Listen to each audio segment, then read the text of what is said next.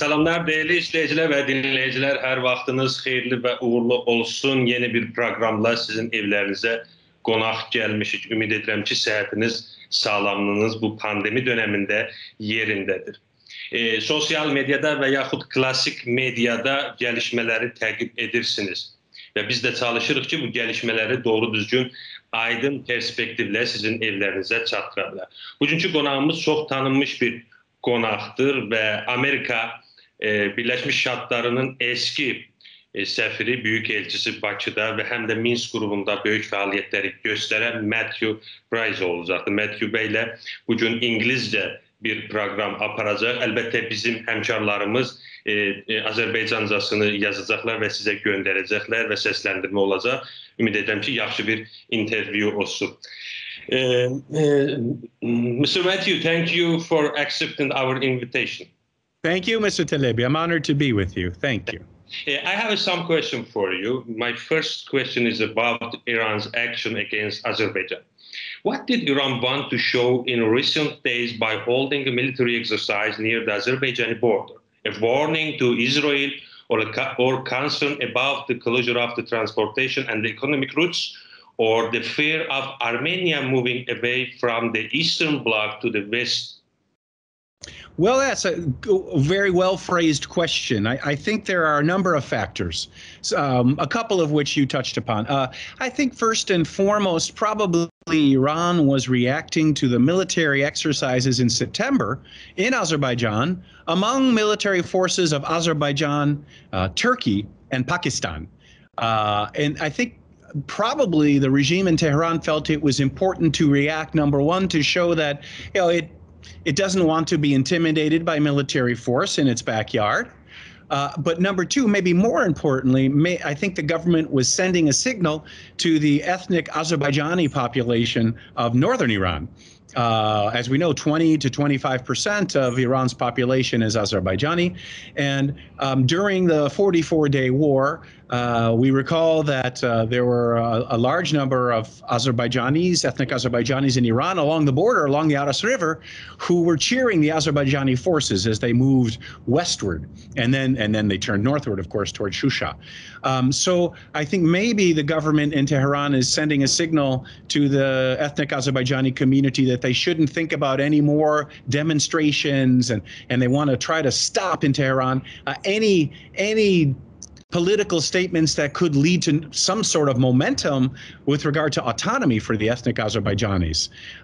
Then I think there was some concern in Iran among truck drivers and smugglers, frankly, that it was no longer so easy for them, and in fact wasn't possible for them without paying customs duties, to trade or to carry goods, some of them I think illicit, like narcotics, into areas of Azerbaijan occupied by Armenia. Once Azerbaijan regained its territories, then of course it forced the Iranian truck drivers to pay customs duties.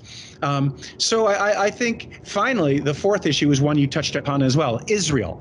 In the last several weeks, the Iranian foreign minister and press spokesperson have been making very belligerent statements about how Iran won't tolerate a pro-Israeli, pro-Zionist, I think they said, state, meaning Azerbaijan, having an Israeli presence along the Iranian border. So 4 reasons, maybe, in my mind, why Iran has reacted that way. You answered my second question, but I want to explain more. Can the existence of the millions of Azerbaijani Turks in Iran in the future be a lever of the pressure from the Baku to Tehran? How do you assess the factor of the Iranian Turks in these conflicts? No, I don't think I answered your question. I'm glad you asked it. I mentioned a different aspect of the issue.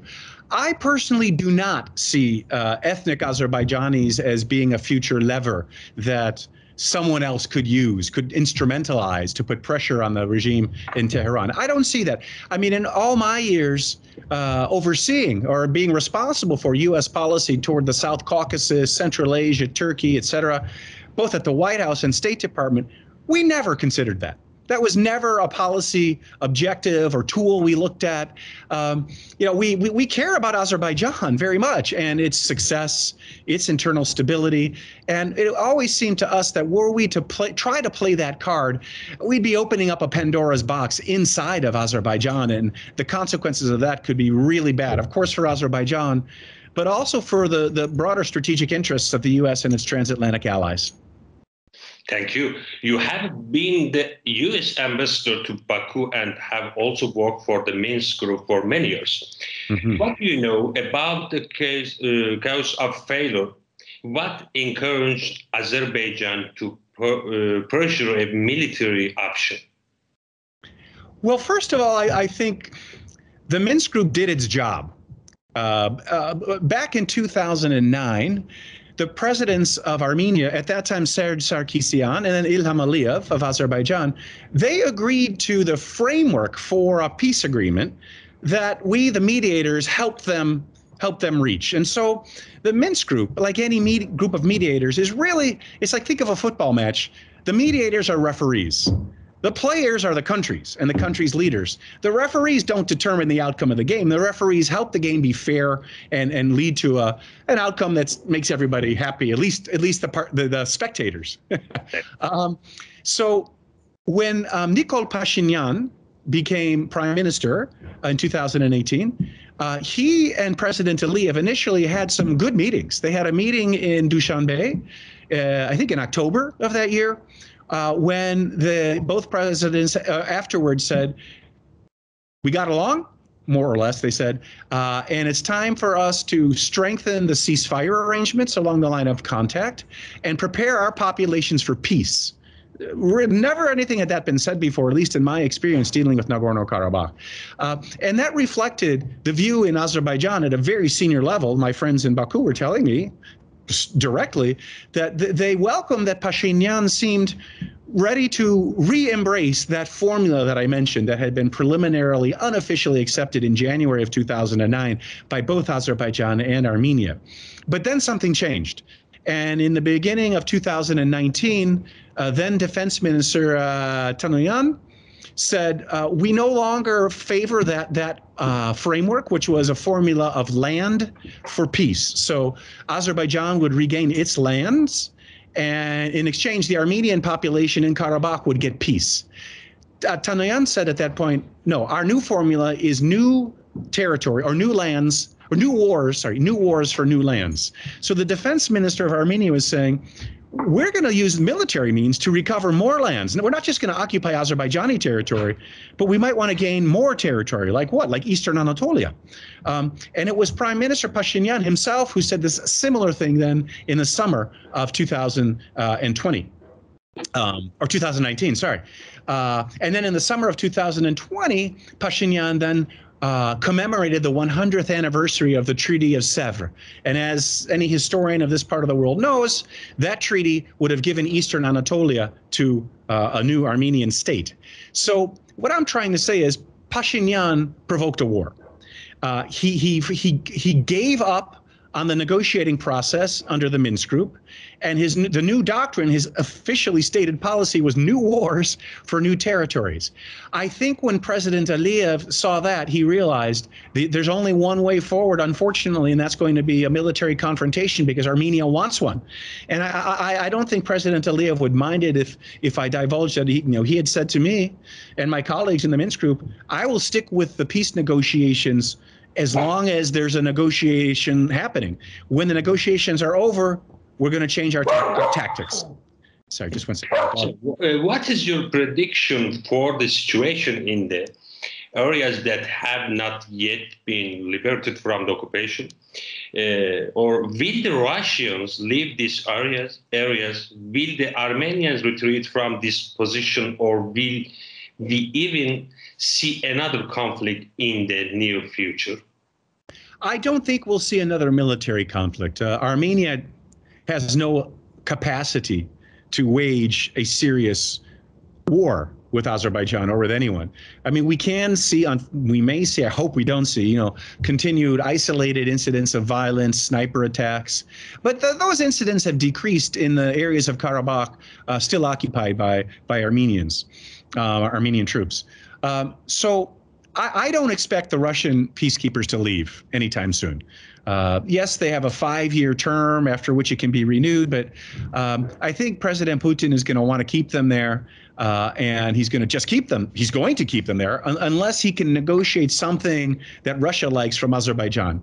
That said, I think it's to Azerbaijan's advantage for the time being for those peacekeepers to stay, to make sure those residual Armenian people in Karabakh don't provoke any serious violence. And finally, I don't think the Armenians who are still in Karabakh are going to leave. And I don't know if that would be necessarily the best outcome for Azerbaijan, because, I mean, for the military forces, any military forces must leave. But for the civilians, I think Azerbaijan would like Armenians to remain in Karabakh. But of course, from the legal perspective, that they are now on Azerbaijani territory and therefore citizens of Azerbaijan. That's the optimal outcome for Azerbaijan, having ethnic Armenians live as citizens of Azerbaijan next door to Azerbaijanis who return to their homes and become their neighbors again.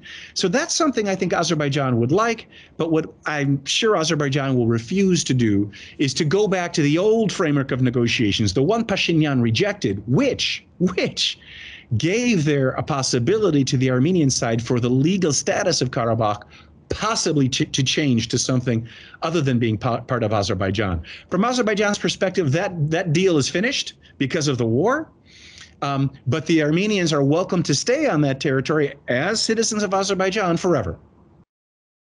Finally, in your opinion, according to the Iran's claim that the threat from Azerbaijan to the country is growing, will we see another war on the southern shores of the Araz River? I don't expect it. I don't think Iran wants a war with Azerbaijan. I have no doubt Azerbaijan wants to avoid a war with Iran. And that's, Iran has so many other tools at its disposal if it wants to exert leverage. So I don't anticipate that. I mean, we've seen, what Iran has done throughout the Middle East using proxy forces and militias, the militias in Iraq, Hezbollah, elsewhere. And so, yeah, I mean, like, in Lebanon, in Syria. And so I don't think Iran would want to risk a conventional military confrontation with Azerbaijan. And I don't even think at this point Iran would want to destabilize Azerbaijan, because that would also open a Pandora's box of Azerbaijani nationalism in Iran. Those Iranians, ethnic Iranians in northern Iran, were angry that Iran had been helping the Armenian side all those years with the illicit trade. So I think Iran will be much more careful, to be honest. And so I don't expect a war between Azerbaijan and Iran. No. Thank you, Brayza. Thank you very much. Thank you, Mr. Talib. I'm honored. Thank you. Değerli izleyiciler, bizimle beraberdi Amerikan Birleşmiş Ştatları'nın eski sefiri Azerbaycan'da Matthew Brayza. Onunla Qarabağdakı və digər məsələləri danışdıq. Özünüzə yaxşı baxın, qalın sağlıcaqla.